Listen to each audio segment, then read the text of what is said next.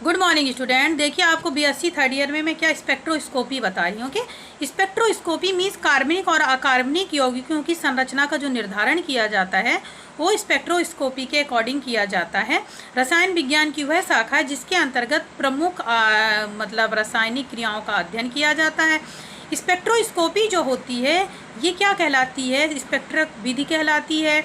आणविक संरचना के बारे में मीन्स क्या होता है कि जो आणविक स्ट्रक्चर जो होता है उसके बारे में जानकारी मिलती है। कम सैंपल लेने से विश्लेषण संभव हो जाता है क्योंकि इस विधि में प्रतिदर्श में कोई नहीं होता है। अभी देखते हैं अपन की विद्युत चुंबकीय विकिरण क्या है। स्पेक्ट्रो विद्युत चुंबकीय विकिरण से मिलकर जिसे समान आँखों से नहीं देखा, विद्युत चुंबकीय विकिरण को नेकेड आइज से अपन नहीं देख सकते हैं। ये विजुअल लाइट या श्वेत प्रकाश प्रतीत होता है। सूर्य के प्रकाश में जब प्रिज्म को रेखा से गुजारा जाता है तब इनको हम देख सकते हैं। ठीक है, तो ये क्या कहलाता है? एक कंटिन्यूअस होता है, सतत प्रक्रिया कहलाती है। कॉस्मिक किरणें, एक्स किरणें, पराबैंगनी तो क्या कैसा दिखता है? वर्गो मीन्स वायलेट हो, भी रहेगा वायलेट रहेगा, मतलब एक क्या रहेगा इसमें वर्गो से VIBGYOR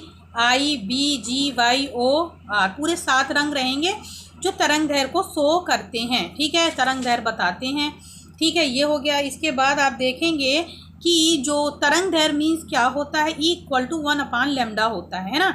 तो पराबैंगनी स्पेक्ट्रोस्कोपी का क्या है? पराबैंगनी स्पेक्ट्रोस्कोपी का मतलब होता है कि 200 से 400 nm जो वेवलेंथ होती है स्पेक्ट्रोस्कोपी में या के अंतर्गत जो तरंग दैर्घ्य को नैनोमीटर के द्वारा व्यक्त किया जाता है, यानी कि 10⁻⁻⁻⁷ से लेकर 10⁻⁻⁷।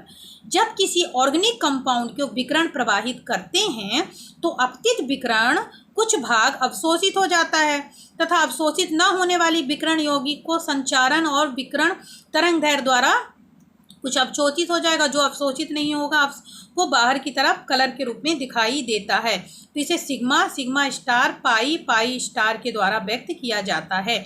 स्पेक्ट्रम का आकलन जो किया, रिकॉर्डिंग ऑफ स्पेक्ट्रम जो होता है, जिस यौगिक का स्पेक्ट्रम लेना है उसके उचित तनुता यानी डाइल्यूट विलयन किसी भी उपयुक्त विलायक में बनाते हैं।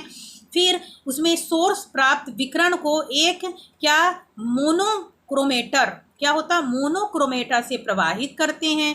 इच्छित तरंग दैर्घ्य के विकिरण का स्वयं चुनाव कर लेते हैं। अन्य तरंग दैर्घ्य के विकिरण को कार्बनिक यौगिक से गुजारने से रोक देते हैं।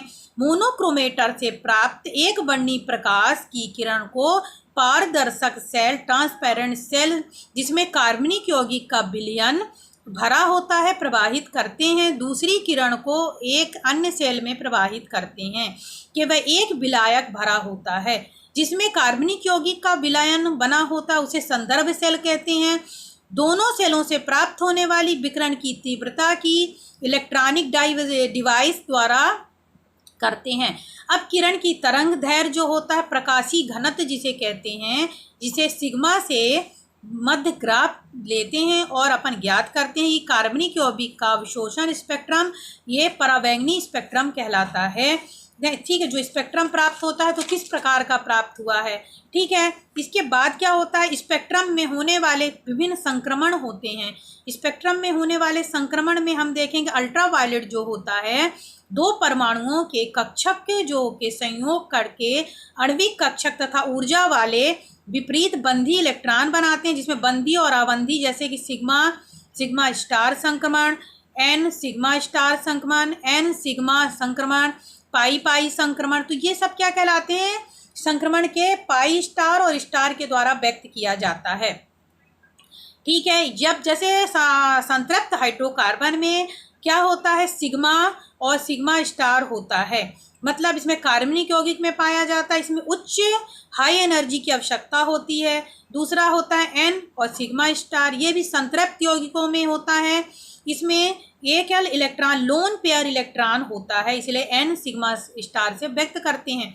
लोन पेयर इलेक्ट्रॉन संक्रमण पाया जाता है, जैसे एल्किन हैलाइड होता है और मेथिल एल्कोहल आदि यौगिक होते हैं। फिर n पाई स्टार जो होता है ये किसी अणु के मॉलिक्यूलर में एक परमाणु में n इलेक्ट्रॉन यानी नॉन बॉन्डिंग इलेक्ट्रॉन हो तथा दूसरे परमाणु में अनसैचुरेटेड बॉन्ड हो तो ये n पाई मतलब पाया जाता है। मैंने n क्या हो गया, नॉन बॉन्डिंग इलेक्ट्रॉन हो गया, और दूसरा अनसैचुरेटेड असंतृप्त हाइड्रोकार्बन होता है जब, तब इसमें क्या पाया जाता है, n पाई पाया जाता है। ठीक है, ये बैंड जो होते हैं, इस बैंड जो होते हैं आर बैंड कहलाते हैं। ओके, इन्हें कौन सा बैंड कहा जाता है, आर बैंड कहा जाता है। फिर पाई पाई संक्रमण जो होता है, इस प्रकार के संक्रमण में ऐसे यौगिक पाए जाते हैं जिनमें डबल बॉन्ड, ट्रिपल बॉन्ड या एरोमेटिक उपस्थित, एरोमेटिक मीन्स बेंजीन रिंग का होना उपस्थित होता है। कम ऊर्जा की आवश्यकता होती है, जैसे एल्कीन, एल्काइन, कार्बोनिल यौगिक, एजो यौगिक आदि होता है। इस प्रकार n इलेक्ट्रॉन और पाई स्टार इलेक्ट्रॉन को प्रोन्नत हो जाती है। तो कैसे लिखेंगे, pi pi electron, n pi sigma electron, sigma के फिर पाई पाई इलेक्ट्रॉन, फिर n पाई इलेक्ट्रॉन लिखेंगे। ठीक इसी प्रकार इंफ्रारेड क्या कहलाती है, अवरक्त विद्युत चुंबकीय स्पेक्ट्रम से 800 से 5 × 10⁻7 nm तक का जो विद्युत क्षेत्र होता है वो IR या इंफ्रारेड क्षेत्र कहलाता है। ये 2500 यानी 25 × 10⁻3 nm तक होता है। 800 से 2500 तक का जो क्षेत्र होता है वो इंफ्रारेड यानी नियर इंफ्रारेड रीजन कहलाता है। 25 × 10⁻3 से 5 × 10⁻7 तक का क्षेत्र दूरस्थ या फेयर इंफ्रारेड क्षेत्र कहलाता है। तो अवरक्त या IR विकिरण का कार्बनिक यौगिक में प्रवाहित करने पर इंफ्रारेड स्पेक्ट्रम प्राप्त होता है। ठीक है, ये हो गया। अभी क्या होता है कि इंफ्रारेड स्पेक्ट्रम जो होता है, इसका सिद्धांत जो होता है, इंफ्रारेड स्पेक्ट्रम जो होता है कंपन या वाइब्रेशन करते हैं। इंफ्रारेड में क्या होता है, वाइब्रेशन या कंपन होता है। जैसे किसी चीज़ को आप स्ट्रेच करोगे और छोड़ोगे तो वाइब्रेट होगा, या स्प्रिंग लोगे उसको खींचोगे तो वाइब्रेट होगा। ठीक है, तो कार्बनिक यौगिक के क्रियात्मक या फंक्शनल ग्रुप के संगत आवृत्तियां, जो फ्रीक्वेंसी का विकिरण जो होता है उसको क्या कहते हैं, विशिष्ट स्पेक्ट्रम कहते हैं।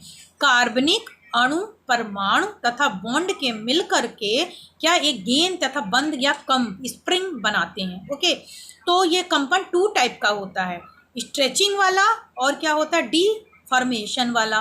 ठीक है, यानी बेंडिंग और स्ट्रेचिंग, तनन कंपन और बंकन कंपन ये आता है। विकृतीकरण भी, जिसको डीफॉर्मेंटेशन भी कहेंगे।